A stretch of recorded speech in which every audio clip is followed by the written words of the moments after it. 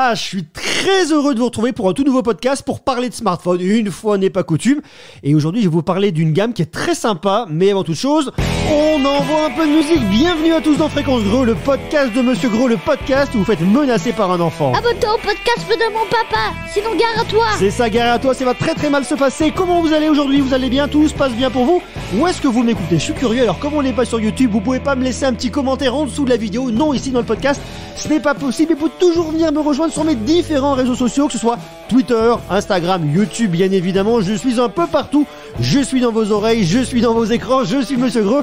Et aujourd'hui surtout, on va se parler des nouveaux Samsung Galaxy A, la nouvelle gamme, la gamme entrée milieu de gamme chez Samsung, pour parler justement de ces tout nouveaux produits. Et ça, on va le faire au travers d'une interview, l'interview de William George qui cherche. William, excuse-moi, j'ai mangé ton nom, de William George, qui est chef produit chez Samsung, chef produit smartphone, et qui va nous parler justement de cette nouvelle gamme Samsung Galaxy A, au travers des Samsung Galaxy A52 et Samsung Galaxy A72. On est avec William, comment vas-tu? Bah écoute, ça va très bien. Tu es chef de produit ici chez Samsung. On présente la nouvelle gamme A. Tout à fait. On t'a déjà entendu il n'y a pas très longtemps pour parler effectivement des Samsung Galaxy S21. C'est ça. Là, on est sur une autre gamme. On est plutôt sur le milieu de gamme chez Samsung, sur la gamme A. On est sur le moins de 500 €. Aujourd'hui, en tout cas, on parle de 3 nouveaux modèles. En réalité, 2 modèles.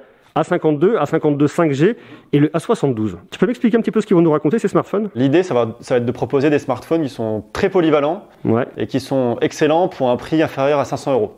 On sait aujourd'hui que il y a certaines personnes qui se tournent vers nos Galaxy S, mais d'autres qui préfèrent aussi nos Galaxy A, parce qu'ils sont peut-être un peu moins chers et embarquent pour autant une grande partie de notre savoir-faire.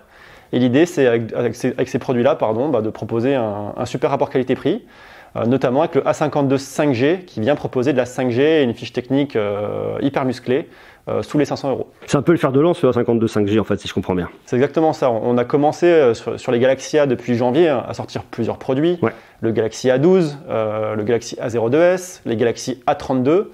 Mais c'est le Galaxy A52 5G qui va être la star, on va dire, de ce milieu de gamme chez nous. Et sur lequel on va communiquer. D'une manière globale, chez Samsung, dans la gamme A, c'est plutôt ceux qui ont le chiffre 5 qui marchent bien, A50, A51, A52, numéro 5G du coup ici là? Généralement, tous les produits de la gamme A marchent plutôt très bien. Oui, mais celui qui se vendra le plus.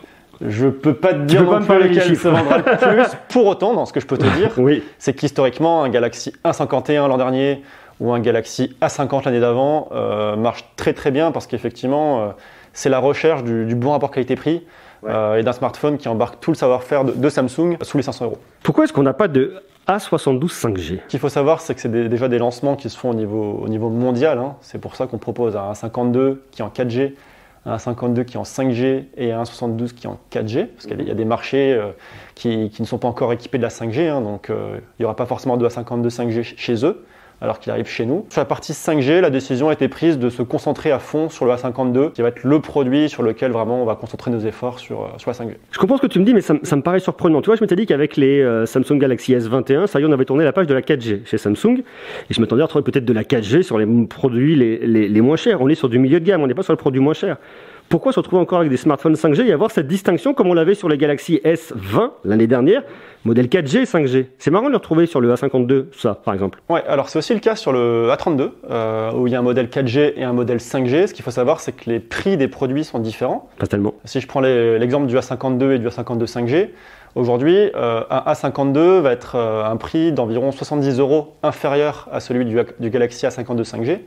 Donc ça permet à ceux qui souhaitent un smartphone avec une fiche technique qui est très musclée pour ce segment de prix-là et tout le savoir-faire Samsung, mais qui n'ont pas forcément envie ou besoin de la 5G tout de suite, de se tourner vers ce produit-là sans être obligatoirement, sans être obligé de se tourner vers un smartphone 5G. Ça donne vraiment le choix à chacun et c'est quelque chose dans notre ADN qui est présente depuis des années, avoir des produits qui donnent un peu le choix de se tourner vers lequel on souhaite. Vraiment, c'est quelque chose qu'on fait depuis des années, et donc chacun pourra y trouver son bonheur. Alors moi, je suis consommateur. Je vois qu'il y a 2 nouveaux modèles qui peuvent m'intéresser, notamment le A72 et le A52. Bon, on considère pas forcément la 5G parce que le 72 n'a pas la 5G. Oui. Quelle va être la grosse différence entre ces deux smartphones? Sur le A72, ce que vous avez en plus par rapport au A52, c'est un écran qui est plus grand. Donc c'est vraiment pour ceux qui souhaitent se tourner vers les grands écrans. Et c'est quoi, 6,7 vs 6,5? C'est ça, c'est ça. Et ceux qui souhaitent un zoom optique x3 sur la partie photo sur le A72. D'accord. Pour ceux qui ne sont pas intéressés par ces caractéristiques-là, foncez sur le A52 5G parce que c'est un super produit qui est un tout petit peu moins cher que le A72, mais qui embarque la 5G, qui embarque tout un tas de caractéristiques hyper chouettes, comme la résistance à l'eau, comme un écran 120 Hz, comme un quadruple capteur photo, comme notre interface One UI. Donc, il faut vraiment aller vers le produit qu'on préfère, et le A52 5G, en tout cas, c'est celui qui a la 5G pour toutes ces caractéristiques que je vous ai évoquées.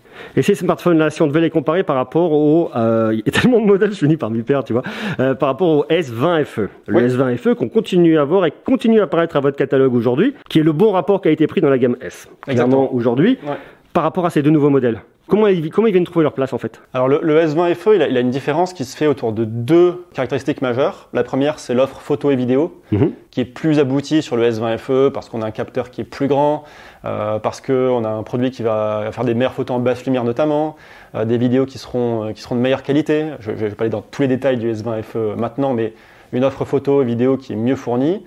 Et la deuxième partie, c'est le processeur du S20 FE, parce qu'on a soit un Snapdragon 850, soit un Exynos 990. Et du coup, on a un produit sur la partie S20 FE qui va un peu plus loin en termes de puissance. D'accord. Voilà. Donc la différence, elle se fait au niveau des modèles 4G, 5G sur le S20 FE entre l'Exynos et le Snapdragon, c'est ça? Entre autres, et tout simplement sur le choix de partir sur de la 5G ou pas. Ok, j'ai compris. Alors, moi j'ai une question qui m'intéresse aussi, c'est que je vois sur les nouveaux modèles, on a sur le A52, on a un Snapdragon 720, sur le A72, on a un Snapdragon, Snapdragon, le mec qui mange un truc, 750. 720. 720 sur le A72, c'est sur le modèle 5G. A52 5G, on a un Snapdragon 750. Pourquoi ne pas avoir intégré des anciens processeurs Exynos plutôt qu'aller chez Qualcomm sur ce modèle-là? J'ai pas la réponse à la question. Ouais, alors c'est peut-être un peu tordu parce qu'en fait, tu vois, on se dit que les processeurs Exynos, moi je vais les retrouver sur les flagships. On le retrouve notamment sur votre dernier Samsung S21. Et puis une fois qu'ils sont passés sur le haut de gamme, on les retrouve plus après à votre catalogue. Est-ce qu'on sait pourquoi? Une explication là-dessus ou pas du tout? C'est vraiment des choix qui sont faits en fonction des lancements de produits au niveau mondial, en fonction des régions, etc. Donc je saurais pas. Et des accords commerciaux qui sont faits avec Qualcomm aussi. Donc honnêtement, là, à l'échelle française, j'ai pas forcément la réponse à ta question. Question un peu tordue que je te pose là. Elle est pas tordue, mais malheureusement, j'ai pas toujours toutes les réponses qu'il faut. Non, mais je comprends, tu vois, mais c'est vraiment une interrogation que je me fais là, parce que je me dis, ces puces, elles existaient, ces puces, elles étaient disponibles, et elles fonctionnaient même plutôt bien. Et Qualcomm, même, tu vas retrouver des modèles de mi-génération ou des smartphones milieu de gamme, et tu peux retrouver des processeurs de génération antérieure. Donc tu te dis que ça pourrait avoir un sens chez Samsung. Bon, j'ai compris, on n'a pas la réponse. On va passer un peu à autre chose. Alors moi, je veux qu'on redéfinisse un petit peu cette gamme, parce que cette gamme, elle est complexe. On voit qu'on part effectivement sur la photo et la vidéo avec la gamme S. On passe sur le meilleur rapport qui a été pris avec le S20 FE. Ensuite, on arrive sur le A72, A52 5G, A52 4G. Il y en a un peu pour toutes les bourses. Et en dessous, qu'est-ce qui se passe en dessous? Tu m'as donné des références tout à l'heure, on peut expliquer à quoi elles correspondent? La gamme, au contraire, elle est même très claire aujourd'hui chez Samsung, parce que vous avez les Galaxy A qui sont vraiment les produits sous 500 €, on va dire l'entrée dans la famille Galaxy, et au-dessus, les Galaxy S qui sont nos produits porte-étendards qui embarquent les dernières innovations, et je ne parle pas des Galaxy Z qui sont les smartphones pliables qu'on va mettre un peu de côté aujourd'hui. Pour autant, sur les Galaxy A, c'est très simple à suivre. Vous avez des produits qui partent donc du Galaxy A02s jusqu'au Galaxy A72. Plus vous montez dans ce nombre, meilleur est le produit. Donc aujourd'hui, on va pouvoir séparer la gamme en trois, on va dire. On a un Galaxy A02s et un Galaxy A12 qui sont sous les 200 € avec un écran LCD, avec un lecteur d'empreintes sur le côté, avec un triple capteur photo, qui vont proposer ce que sait faire Samsung sous les 200 €.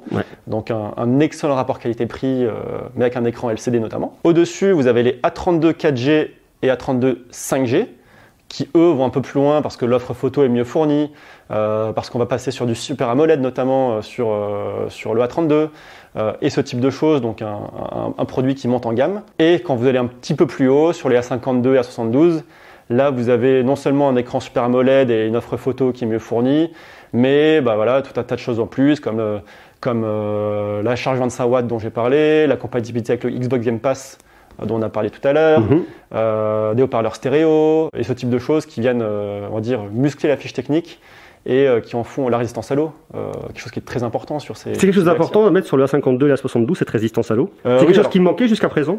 Qui manquait, je ne sais pas, en tout cas c'était une demande.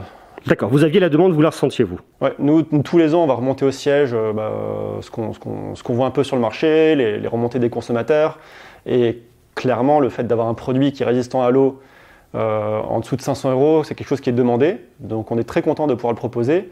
Et attention, quand on dit résistance à l'eau, pardon, on ne communique pas sur la plongée sous-marine ou ce type de choses. C'est vraiment pour avoir un produit qui est plus durable et fiable au quotidien. C'est comme, le fait de proposer au moins 3 ans de mise à jour sur nos A52 aujourd'hui, minimum, et 4 ans de mise à jour de sécurité minimum. Ouais. C'est vraiment des caractéristiques qu'on n'évoque pas forcément dans nos grandes campagnes de communication, mais c'est important d'échanger ensemble là-dessus parce que voilà, c'est des choses qui montrent que le produit est fiable et durable au quotidien. Tu me dis par exemple que c'était important pour le consommateur d'avoir une résistance à l'eau. Comment est-ce qu'une marque comme Samsung aujourd'hui arrive à avoir ce feedback consommateur? Parce qu'on imagine qu'un feedback presse c'est facile parce qu'il y a des écrits, il y a des vidéos, mais consommateur, comment vous faites? C'est très simple, on mène plein d'études. D'accord. Auprès de panels représentatifs pour voir ce qui est demandé, ce qui remonte. Nous, on fait nos doléances à notre siège en Corée du Sud. Et eux, ils font un travail qui est colossal parce qu'ils vont aller agréger un peu tout ce qui est demandé de la part de tous les pays dans le monde. Et là, c'est des lancements mondiaux, donc notre voix compte, mais on sait qu'on n'est pas les seuls. Et en tout cas, là, on a eu gain de cause, entre guillemets, on est très content de pouvoir proposer ça sur nos produits. Chouette lancement. Chouette lancement, ouais. Honnêtement, alors on aurait préféré, parce que là, on t'accueille chez nous, dans nos locaux. Mais on est très bien chez vous. On aurait préféré t'accueillir dans un endroit ouvert au public en ces temps actuels, mais bon, on est déjà très content de pouvoir échanger sur ces produits et de pouvoir les proposer sur le marché français. C'est des super produits, notamment le A52 5G, un excellent rapport qualité-prix dans la famille de chez Samsung Galaxy. Et en tout cas, nous on est persuadés qu'il sera très intéressant sur ta chaîne et que les gens vont te poser tout un tas de questions dessus. Est-ce qu'une marque elle regarde les commentaires sous des vidéos? On regarde. Ouais. Vous regardez? On regarde. Ouais. Après, je ne te garantis pas de lire tous les commentaires de toutes tes vidéos, mais on regarde. Ouais. Typiquement, dans la discussion qu'on avait à l'instant, tu me dis, nous on fait des études sur des panels, mais est-ce que tu te dis aussi que les commentaires que tu peux avoir sur des feedbacks, et notamment sur différents médias, que ce soit du média en ligne, que ce soit de la vidéo, c'est des choses que vous regardez, ça vous intéresse aussi? Nous, c'est des choses qu'on regarde. Je vais sortir un peu de l'univers YouTube, mais les tests que font tes confrères de la presse écrite, bien sûr, par exemple, mais c'est aussi le cas pour les vidéos YouTube, on va remonter, on va regarder ce qui est écrit, les points qu'on peut améliorer sur nos produits. Mais ce qui est écrit par rapport aux journalistes, ça c'est un retour journaliste, retour grand public. Ça, est-ce que c'est quelque chose d'intéressant aussi pour vous? C'est hyper intéressant. De toute façon, c'est quelque chose chez Samsung qu'on fait depuis maintenant plus de 10 ans, adapter nos produits selon les retours consommateurs. Un des exemples, c'est l'interface One UI. On sait que ça avait été critiqué à l'époque, il y a 4 ou 5 ans. Enfin, notre interface était critiquée parce qu'elle était peut-être assez lourde, etc. Pas forcément la plus simple à appréhender. Et aujourd'hui, ça s'est largement amélioré grâce à toutes ces remontées. Et on est hyper fiers de proposer une interface aussi aboutie. Donc, on écoute les retours des consommateurs, on les remonte, on écoute tes retours aussi, les retours de tes confrères. Et après, on essaye en tout cas de faire en sorte qu'ils soient appliqués le mieux possible dans nos produits. Je voulais aussi en profiter pour remercier toutes les personnes qui nous font confiance aujourd'hui sur cette gamme de produits parce que c'est quelque chose qui est très important pour nous et c'est pour ça aussi qu'on est très fiers et très contents de pouvoir proposer un Galaxy A52 5G qui est aussi bien fourni pour un produit sous les moins de 500 €. Merci beaucoup. Je t'en prie. Merci à toi.